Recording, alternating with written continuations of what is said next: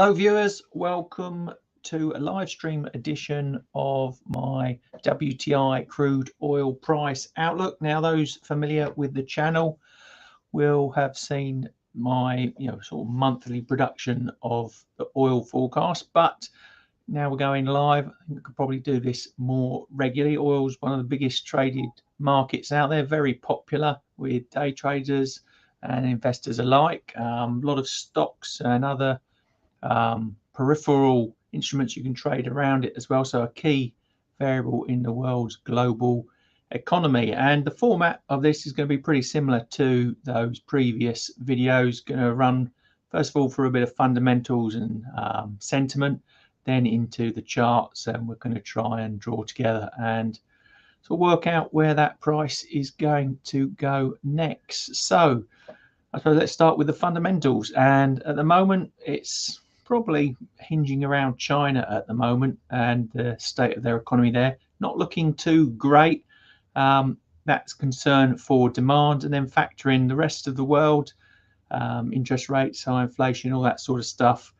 It's not looking good there for demand at the moment. So you would think that would pull a negative on the price. And also to add to that, recently Iraq has talked about releasing more oil onto the market, which would also have a detrimental effect on the price, bringing it downwards.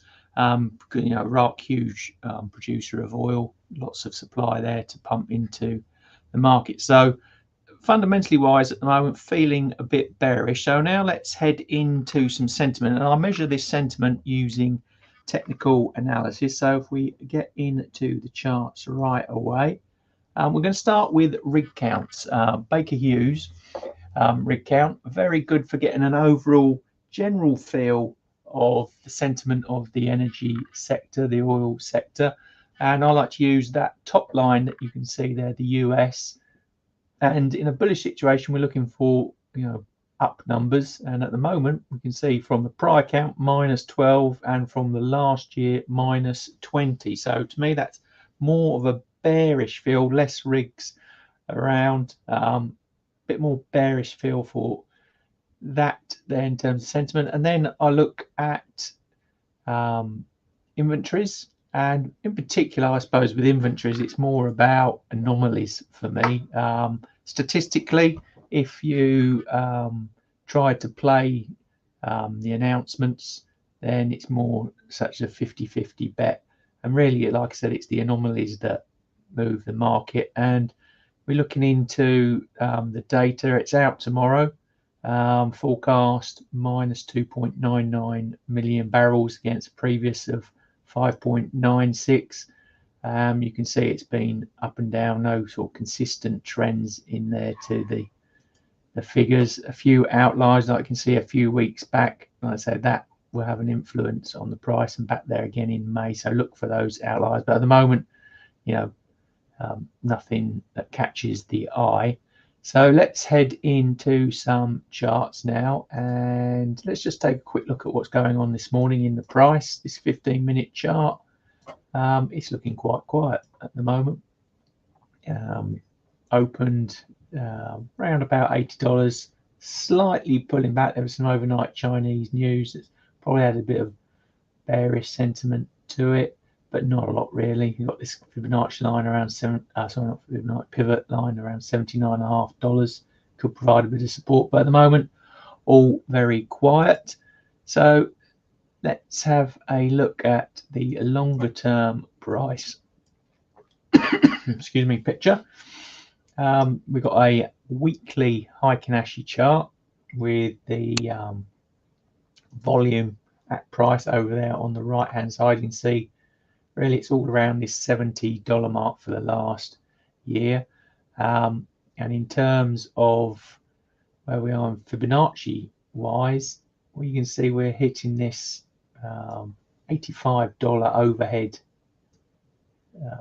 sort of resistance number, which is holding off it going up back into the sort of 100 zone. You can see the highs back there in Feb of 22, about $130. That seems a long way off now. Goes through there, it's $160, $150 that next upside, but that, like I said, seems a long way away at the moment. And if the bearishness continues, as I said, if you can break the bottom part of that sort of range, which is at $70, then we're down to the 38.2 Fibonacci line, which is about $56. But at the moment, awesome oscillator in the longer term, slightly more bullish. So I would say it's more of a neutral longer term picture at the moment. And some other tools that I like to use in combination with the sort of other sentiment things I look at is this combo here. And at the bottom we got seasonality. This time of the year, what have we got? It's weak at the moment, let's say. And then does anything pick up? Not really. Looking at that, maybe just a little bit. It's not normally back into December time when it starts to get exciting. Now above that we've got commitment of traders data.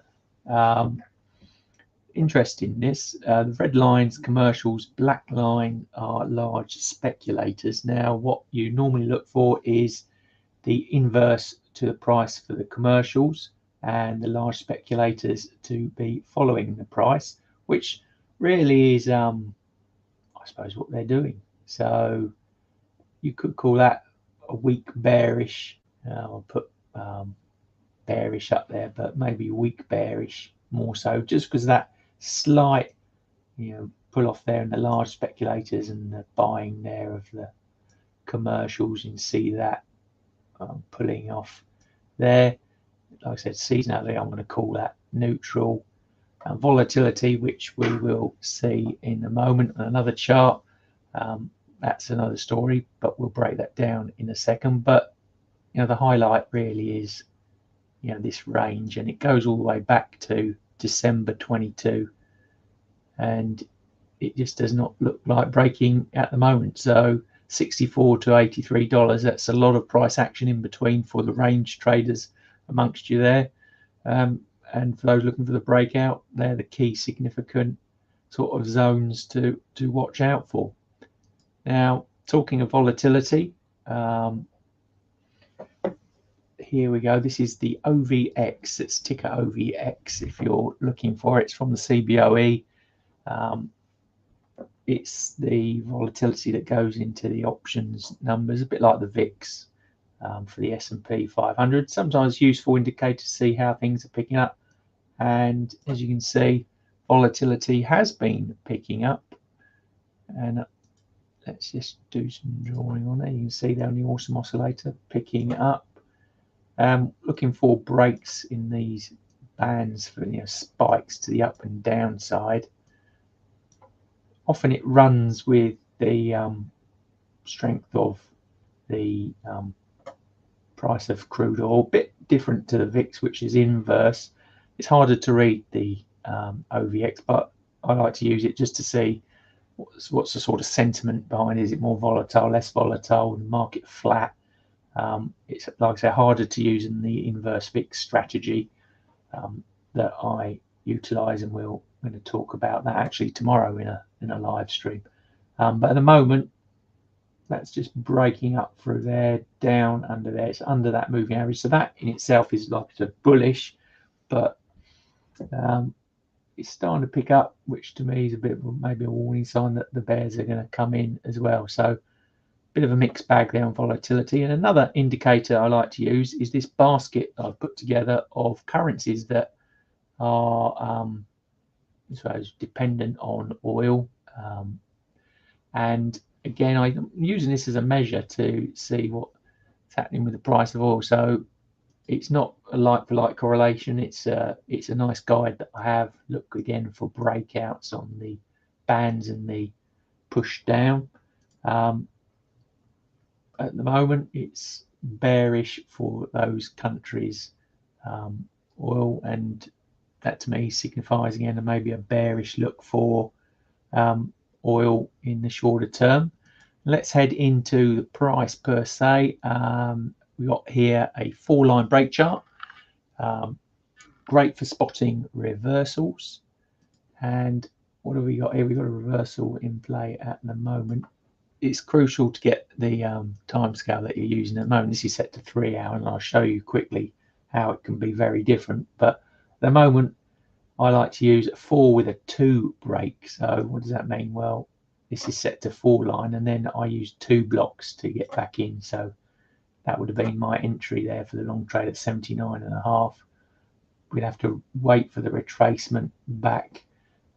Currently, the reversal's looking bullish. If we zoom in a bit, like I said, we can see a different angle on it, and we've actually got a reversal in the tighter time frames at play around about that 79.80. So it's a mixed bag again. It's pretty neutral. We've got these up down swings. It's that range type trading at the moment. And let's have a look at the Renko charts. This is where all of my price action happens. My trading happens in these type of charts, and we've got a medium term view. I've used a $1 block size here. And what's it telling us? Well, we're starting to see the stochastic pushing up. Wait for that line to break before I would get really excited. We've got the price pulling off, but you can see a little bit of a reversal happening there. Overlaid the Fibonacci's, we can see the trend coming up, holding around that $80 Fibonacci line there. If it can continue to hold, we got the highs, $84 to break, then 89, and then on upwards to 91.92 to the downside. It's 76, 75, and then 73.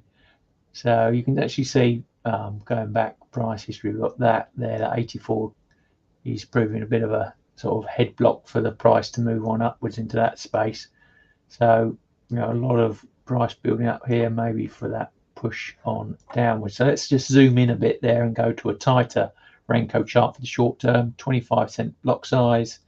Let's drag it over there. What have we got showing at the moment? The stochastic bearish. You can see that trend coming off there. We've got that overhead Fibonacci at 81.